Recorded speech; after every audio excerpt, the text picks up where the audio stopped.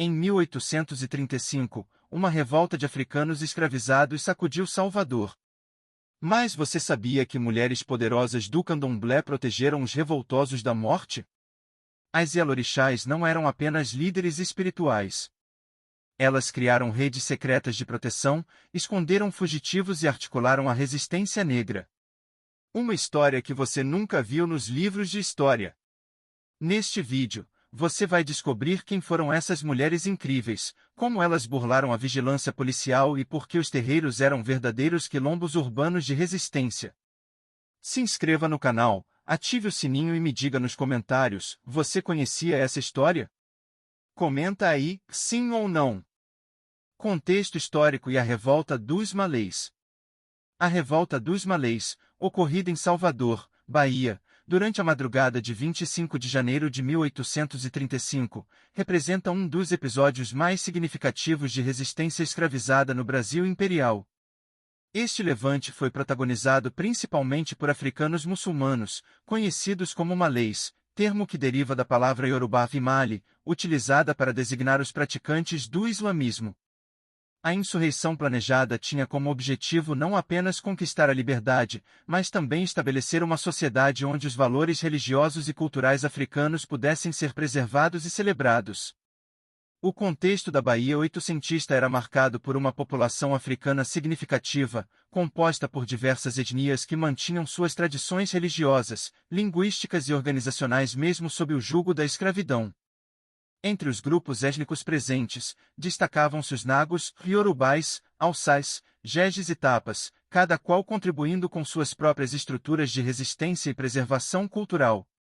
A cidade de Salvador, com sua complexa geografia urbana e rural, oferecia espaços onde essas comunidades podiam se articular, trocar informações e planejar ações coletivas. Os terreiros de candomblé, as casas de ganho, os cantos de trabalho e até mesmo algumas vendas e quitandas funcionavam como pontos de encontro e articulação política.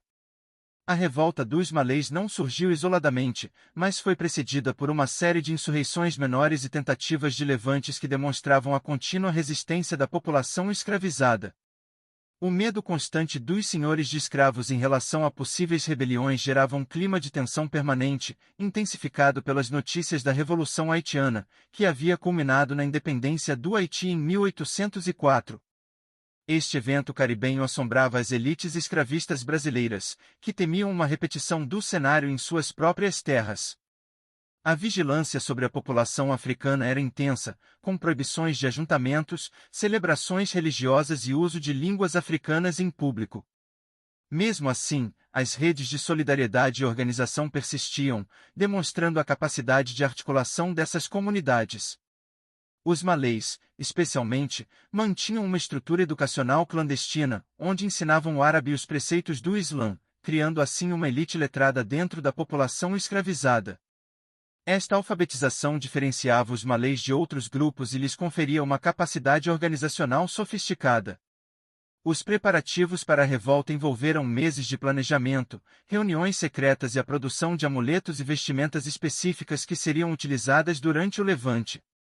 A escolha da data não foi aleatória, o dia 25 de janeiro coincidia com o final do Ramadã, período sagrado para os muçulmanos, e também com a festa católica de Nossa Senhora da Guia, quando grande parte da população, incluindo as autoridades, estaria envolvida em celebrações religiosas. Esta sincronização estratégica demonstra o nível de planejamento e conhecimento que os revoltosos possuíam sobre a dinâmica social da cidade. A articulação entre diferentes grupos étnicos e religiosos para a revolta evidencia que, apesar das diferenças culturais e espirituais, havia um objetivo comum de libertação que transcendia as divisões internas. O fracasso da revolta, devido a delações e à rápida resposta das forças de repressão, não diminui sua importância histórica como símbolo de resistência e organização política da população africana no Brasil escravista. As Yalorixás e o sistema religioso africano na Bahia.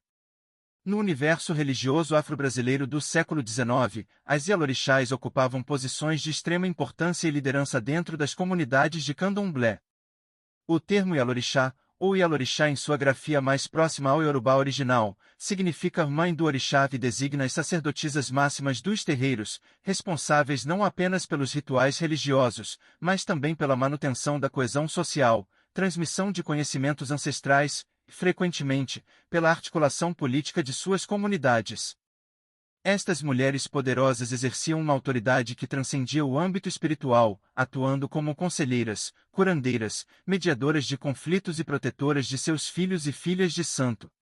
A estrutura hierárquica dos terreiros de candomblé, trazida e adaptada das tradições religiosas da África Ocidental, especialmente das regiões iorubais, jejes e bantas, estabelecia as Ialorixás como figuras centrais na organização social afro-brasileira. Suas casas e terreiros funcionavam como espaços de sociabilidade, preservação cultural, apoio mútuo e resistência à opressão colonial e escravista. Na Bahia do século XIX, onde a população africana e afrodescendente era majoritária, esses espaços religiosos representavam muito mais que locais de culto, eram verdadeiros quilombos urbanos, onde a cultura africana podia ser vivenciada, celebrada e transmitida às novas gerações. As Ialorixás, através de seu conhecimento religioso e prestígio comunitário, conseguiam estabelecer redes de proteção que incluíam escravizados, libertos e até mesmo alguns brancos pobres e pessoas de classes superiores que buscavam seus serviços espirituais ou medicinais. Esta teia de relações conferia às sacerdotisas um poder de articulação considerável, permitindo-lhes mediar entre diferentes setores sociais e, quando necessário, oferecer refúgio e proteção a pessoas perseguidas. O papel das mulheres africanas na manutenção das tradições religiosas era fundamental, pois em muitas sociedades africanas, especialmente entre os iorubais, as mulheres tinham participação ativa e até predominante em certas práticas religiosas e medicinais. Esta tradição foi transplantada para o Brasil, onde as mulheres negras, tanto escravizadas quanto libertas, assumiram papéis de liderança nos terreiros de candomblé, muitas vezes com mais proeminência que seus pares masculinos. O sistema religioso africano na Bahia não era monolítico, mas compreendia diversas nações de candomblé, cada qual com suas particularidades litúrgicas, panteões de divindades e práticas rituais. As nações mais expressivas incluíam o candomblé queto, nagô, o jeje e o angola, cada qual preservando elementos específicos de suas origens étnicas. As Ialorixás precisavam dominar não apenas os aspectos rituais de suas tradições, mas também compreender as dinâmicas políticas e sociais da sociedade escravista para garantir a sobrevivência de suas comunidades religiosas. Durante o período da revolta dos Malês, a relação entre os muçulmanos africanos e os praticantes do candomblé era complexa, marcada tanto por tensões quanto por solidariedades. Embora o islamismo e as religiões tradicionais iorubais fossem sistemas distintos, frequentemente em conflito na África, no contexto diaspórico brasileiro, a necessidade de sobrevivência e resistência comum criava pontos de convergência e cooperação entre esses grupos. Ianaço, Marcelina da Silva e as matriarcas do candomblé.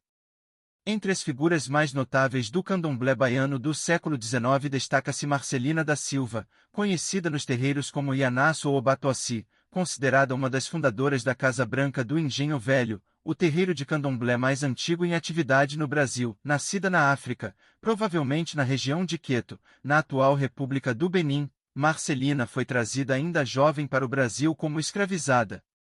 Sua trajetória exemplifica a resiliência e determinação das mulheres africanas que, mesmo em condições adversas de cativeiro, conseguiram preservar, adaptar e transmitir suas tradições religiosas e culturais. Embora as datas precisas de sua vida sejam objeto de debate historiográfico, sabe-se que ela viveu durante o período da revolta dos Malês e desempenhou papel fundamental na estruturação do candomblé queto na Bahia. A tradição oral dos terreiros e algumas fontes documentais sugerem que Marcelina retornou à África em algum momento de sua vida, onde teria se aprofundado nos conhecimentos religiosos e estabelecido conexões com sacerdotes e sacerdotisas das tradições iorubais.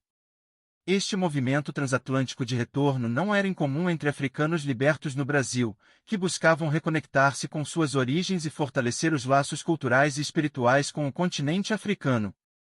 Ao retornar a Salvador, Marcelina trouxe consigo objetos sagrados, conhecimentos litúrgicos aprofundados e uma autoridade religiosa legitimada pelas tradições africanas, o que lhe conferiu imenso prestígio dentro da comunidade afro-brasileira.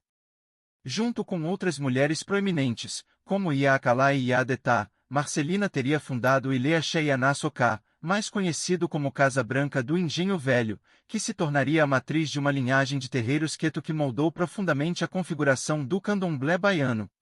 A estrutura matriarcal do candomblé, onde a liderança passa preferencialmente de mãe para filha ou de mãe de santo para filha de santo, foi estabelecida e consolidada por estas mulheres pioneiras. Esta característica matrifocal distingue o candomblé de outras religiões e reflete tanto tradições africanas quanto adaptações ao contexto brasileiro, onde as mulheres negras, mesmo escravizadas, conseguiam estabelecer espaços de autonomia e poder. O papel de Marcelina e de outras Yalorixás de seu tempo ia muito além da condução de rituais religiosos. Elas eram guardiãs da memória coletiva africana, preservando histórias, cantos, danças, línguas, práticas medicinais e conhecimentos filosóficos que de outra forma teriam sido perdidos na violência do tráfico atlântico e da escravidão. Seus terreiros funcionavam como centros culturais afro-brasileiros, onde a identidade africana podia ser mantida e recriada longe dos olhos vigilantes das autoridades coloniais. Durante períodos de intensa repressão, como os que se seguiram à revolta dos Malês, quando as autoridades baianas intensificaram a vigilância sobre a população africana, as Yalorixás precisavam operar com extrema cautela, disfarçando suas práticas religiosas sob o manto do catolicismo popular ou realizando cerimônias em locais afastados e protegidos. A capacidade dessas mulheres de navegar entre diferentes mundos, o africano e o brasileiro, o escravizado e o liberto, o sagrado e o político, foi essencial para a sobrevivência e prosperidade das tradições religiosas afro-brasileiras. Bloco 4. A proteção aos revoltosos e as redes de solidariedade. A questão sobre qual Yalorixá especificamente teria oferecido proteção aos revoltosos da Revolução Malê é complexa e envolve tanto limitações documentais quanto a natureza clandestina dessas ações. Os registros históricos sobre a revolta, principalmente os processos judiciais que se seguiram à insurreição, mencionam diversos locais onde os rebeldes se reuniam e planejavam suas ações, incluindo casas particulares, estabelecimentos comerciais e espaços religiosos.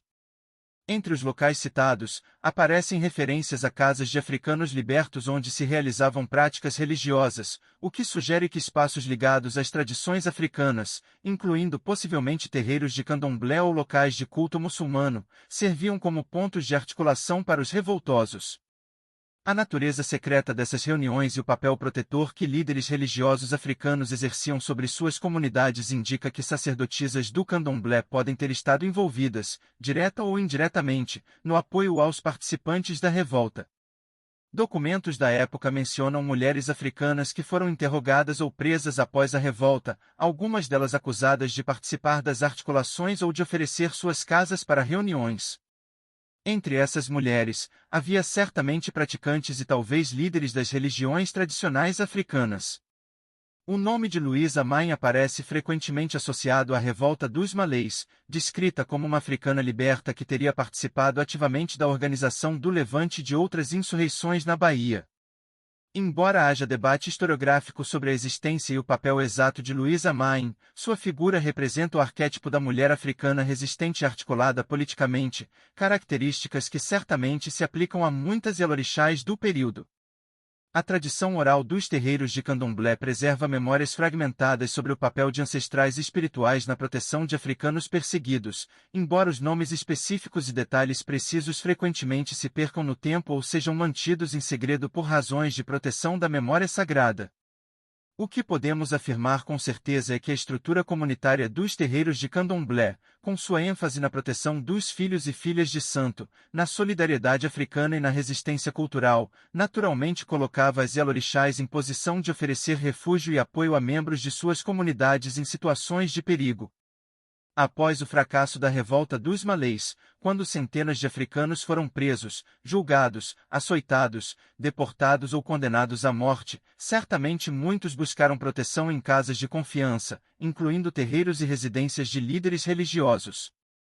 As Yalorixás, com suas redes de contatos que incluíam tanto escravizados quanto libertos, e sua capacidade de mediar entre diferentes setores sociais, estavam bem posicionadas para oferecer essa proteção, seja escondendo fugitivos, providenciando documentação falsa, facilitando fugas ou intercedendo junto às autoridades através de seus contatos entre pessoas brancas e de classes superiores.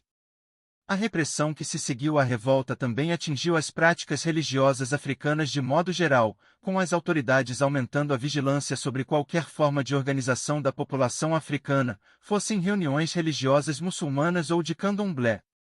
Neste contexto adverso, as Yalorixás precisaram desenvolver estratégias ainda mais sofisticadas de proteção e dissimulação, intensificando o sincretismo com o catolicismo e deslocando suas atividades para áreas mais afastadas do centro urbano de Salvador. O sincretismo estratégico e a sobrevivência religiosa. Uma das estratégias fundamentais que permitiram a sobrevivência do candomblé e a proteção de suas comunidades foi o desenvolvimento do sincretismo religioso, onde divindades africanas foram associadas a santos católicos, permitindo que práticas africanas fossem realizadas sob a aparência de devoções católicas. Este processo, frequentemente interpretado como imposição forçada ou perda cultural, pode também ser compreendido como uma estratégia deliberada e sofisticada de resistência cultural. As Yalorixás foram mestras nesta arte da dissimulação protetora, mantendo vivas as tradições africanas enquanto aparentemente se conformavam às exigências religiosas da sociedade escravista. O sincretismo não era uma simples sobreposição de sistemas religiosos, mas uma complexa negociação cultural que permitia múltiplas camadas de significado. Para os observadores externos, as celebrações pareciam católicas; para os iniciados, mantinham seu conteúdo africano profundo e autêntico. Esta duplicidade estratégica era essencial para a proteção das comunidades religiosas, especialmente em períodos de intensa repressão como os que se seguiram à revolta dos Malês. As festas de santos católicos serviam como cobertura para celebrações de orixás, inquices e voduns, permitindo que grandes reuniões de africanos e afrodescendentes ocorressem sem despertar suspeitas excessivas das autoridades. As Yalorixás precisavam dominar ambos os sistemas simbólicos, sendo capazes de conduzir cerimônias que satisfizessem tanto as expectativas católicas quanto as necessidades espirituais africanas de suas comunidades. Esta habilidade de transitar entre mundos era uma forma de poder, conferindo às sacerdotisas uma posição privilegiada como mediadoras culturais. Além do sincretismo religioso, outras estratégias de proteção incluíam a escolha cuidadosa dos locais para estabelecimento de terreiros, preferencialmente em áreas periféricas ou rurais onde a vigilância era menor, e a construção de relações estratégicas com figuras influentes da sociedade branca que pudessem oferecer proteção em momentos de crise. Algumas Yalorixás estabeleciam relações de clientela com senhores de engenho, comerciantes ou mesmo autoridades, oferecendo serviços espirituais ou medicinais em troca de proteção política.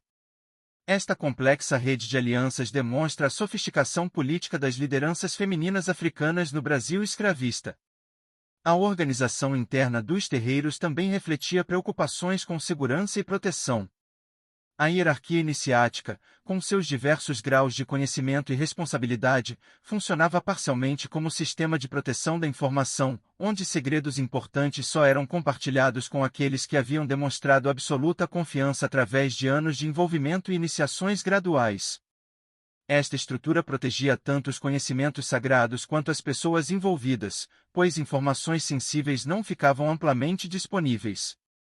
As Yalorixás, no topo desta hierarquia, eram as guardiãs últimas dos segredos mais importantes, incluindo informações sobre redes de proteção, rotas de fuga e contatos estratégicos que podiam fazer a diferença entre vida e morte em situações de perseguição. A oralidade era outra estratégia de proteção, ao manter os conhecimentos religiosos e as histórias comunitárias na tradição oral, controlada pelas sacerdotisas, evitava-se que documentos escritos pudessem cair em mãos das autoridades e ser usados como evidência incriminatória. Esta característica do candomblé, frequentemente vista como sinal de inferioridade cultural por observadores externos, era na verdade uma sofisticada estratégia de preservação e proteção em contexto hostil. Legado das Yalorixás na resistência afro-brasileira. O legado das Yalorixás que viveram durante o período da revolta dos Malês e nas décadas subsequentes transcende sua época histórica específica, influenciando profundamente a conformação da identidade afro-brasileira e as formas de resistência cultural que perduram até o presente.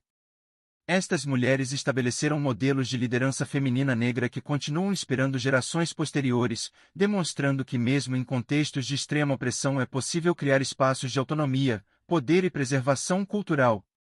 A estrutura matriarcal dos terreiros de Candomblé, consolidada por essas pioneiras, criou linhagens espirituais femininas que atravessam séculos, conectando Yalorixás contemporâneas às suas ancestrais do século XIX através de cadeias iniciáticas ininterruptas.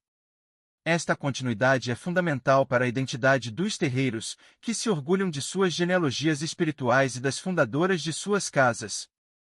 Mulheres como Marcelina da Silva, Ria Nasso, Maria Júlia Figueiredo, Ria Almonique, Pulchéria Maria Conceição, Ria Pulquéria e Margarida da Graça Nascimento, Ria Marcelina, não são apenas figuras históricas, mas ancestrais vivas na memória ritual dos terreiros, invocadas em cerimônias e lembradas como exemplos de sabedoria, coragem e fidelidade às tradições. A resistência cultural praticada por estas mulheres não foi apenas reativa, mas também criativa e propositiva. Elas não se limitaram a preservar tradições africanas em formato estático, mas as recriaram e adaptaram ao contexto brasileiro, produzindo novas sínteses culturais que são genuinamente afro-brasileiras. O candomblé, tal como praticado no Brasil, é simultaneamente africano e brasileiro, tradicional e inovador, sagrado e político. Esta complexidade reflete o trabalho criativo das Yalorixás que, ao longo de gerações, moldaram uma religião capaz de responder às necessidades espirituais e sociais de suas comunidades em contexto diaspórico. O papel político das Yalorixás também deixou legado duradouro. Os terreiros de Candomblé continuam sendo espaços importantes de organização política das comunidades negras, atuando em movimentos de direitos civis, lutas antirracistas, defesa de direitos territoriais e preservação ambiental. Esta dimensão política não é novidade contemporânea, mas continuidade de tradição estabelecida no século XIX, quando sacerdotisas e sacerdotes africanos já exerciam liderança comunitária que transcendia o âmbito estritamente religioso. A educação foi outro legado importante. As Yalorixás funcionavam como educadoras de suas comunidades, transmitindo não apenas conhecimentos religiosos, mas também línguas africanas, história oral, práticas medicinais, técnicas agrícolas, culinária, música, dança e valores éticos. Esta função pedagógica continua central nos terreiros contemporâneos, que funcionam como espaços de educação comunitária e valorização da identidade afro-brasileira. Em época de intensa desvalorização da cultura negra na sociedade brasileira, os terreiros, sob liderança de suas Yalorixás, mantêm viva a dignidade e o orgulho das heranças africanas. O reconhecimento crescente da importância histórica e cultural dos terreiros de Candomblé, incluindo o tombamento de terreiros como patrimônio cultural brasileiro, é também resultado do trabalho persistente de gerações de Yalorixás que defenderam suas tradições mesmo diante de perseguições legais, preconceitos sociais e violência física que marcaram a história afro-brasileira até período recente. Considerações finais e reflexões contemporâneas. A pergunta sobre qual Yalorixá específica protegeu revoltosos da Revolução Malê nos confronta com as limitações e silêncios da documentação histórica oficial, que frequentemente negligenciou ou distorceu as experiências e ações de pessoas africanas e afrodescendentes, especialmente mulheres. Os registros coloniais e imperiais foram produzidos por e para as classes dominantes brancas, refletindo seus interesses, preocupações e perspectivas. Nestes documentos, africanos aparecem principalmente como propriedade, criminosos ou objetos de vigilância, raramente como agentes históricos complexos com suas próprias motivações, estratégias e redes sociais. Esta limitação documental exige que historiadores e pesquisadores desenvolvam metodologias criativas para recuperar histórias subalternas, incluindo o uso cuidadoso de tradição oral, memória comunitária, análise de entrelinhas de documentos oficiais e diálogo interdisciplinar com antropologia, sociologia e estudos culturais. A história das Yalorixás e de suas comunidades é, em grande medida, uma história de resistência à obliteração, mantida viva através de práticas rituais, narrativas orais e memória coletiva dos terreiros. O que podemos afirmar com certeza, baseados nas evidências disponíveis e na lógica das estruturas sociais da época, é que as Yalorixás e outros líderes religiosos africanos desempenharam papéis fundamentais na criação e manutenção de redes de solidariedade que ofereciam proteção, apoio e articulação política para suas comunidades. Durante momentos de crise como a revolta dos Malês e a repressão subsequente, estas redes foram certamente acionadas para proteger participantes perseguidos, esconder fugitivos e manter vivas as esperanças de liberdade e dignidade. A ausência de nomes específicos em documentos oficiais pode ser vista não como falha historiográfica, mas como evidência do sucesso dessas estratégias de proteção. As Yalorixás que ajudaram revoltosos conseguiram fazer isso discretamente, evitando deixar rastros que pudessem incriminá-las ou comprometer suas comunidades. Esta discrição estratégica era forma de sabedoria política essencial para a sobrevivência em contexto de vigilância e repressão intensas. Para as comunidades de terreiro contemporâneas, estas questões históricas não são apenas acadêmicas, mas profundamente espirituais e identitárias. As ancestrais que resistiram à escravidão, protegeram seus filhos e preservaram tradições sagradas são veneradas como exemplos de força espiritual e heroísmo. A revolta dos Malês é lembrada nos terreiros como parte da história de resistência africana na diáspora, mesmo quando os detalhes específicos de envolvimento de Yalorixás particulares permanecem nebulosos.